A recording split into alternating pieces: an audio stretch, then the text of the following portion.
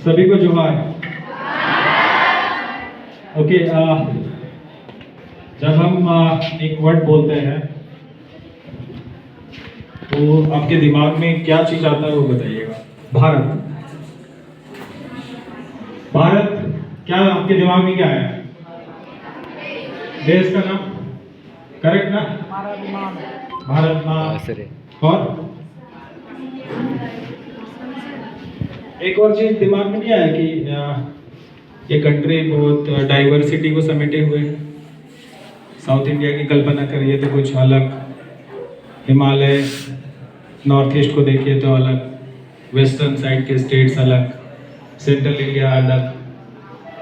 तो देश के साथ साथ एक विविधता आती है हमारे दिमाग में, और जब हम विविधता के बारे में बात करते हैं तो उसका जो सबसे कलरफुल और वाइब्रेंट पार्ट है वो है लैंग्वेज।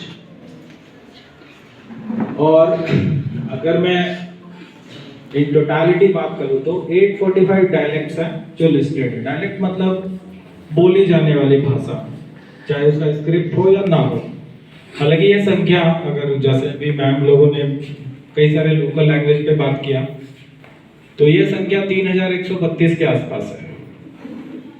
लेकिन 845 known and well established dialect है, विदाउट मींस स्क्रिप्ट है और नहीं भी है। और जैसा कि उमेर साहब ने बताया कि 22 तो हमारे शेड्यूल्ड लैंग्वेज है जो इंडियन कॉन्स्टिट्यूशन में 8 शेड्यूल में लिस्टेड है। मतलब क्या?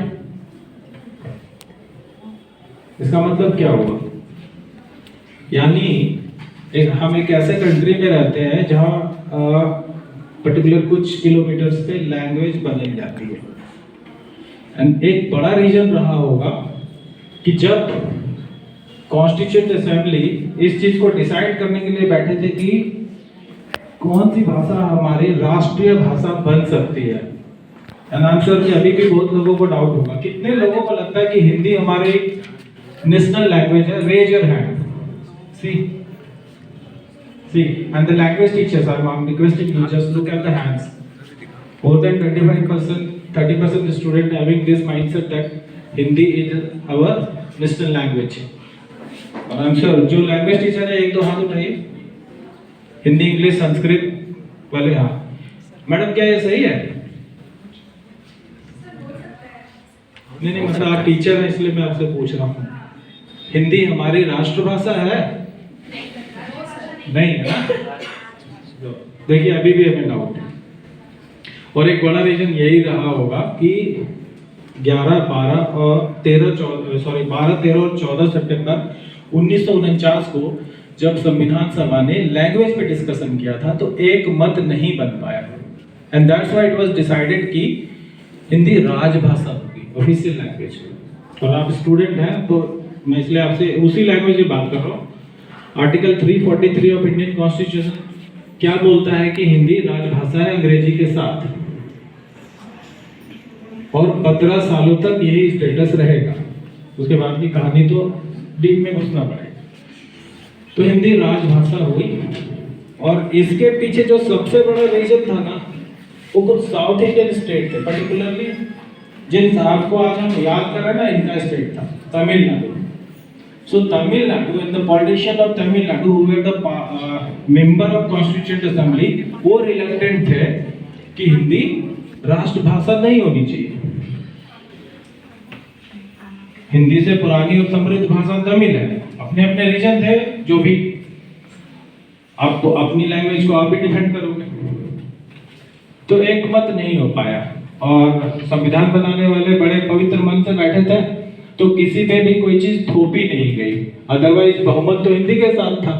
सारे बड़े political leader including Mahatma Gandhi, Netaji Subhash Chandra Bose, Jawaharlal Nehru, Vallabh भाई पटेल, सब एक मत से हिंदी के फेवर में थे।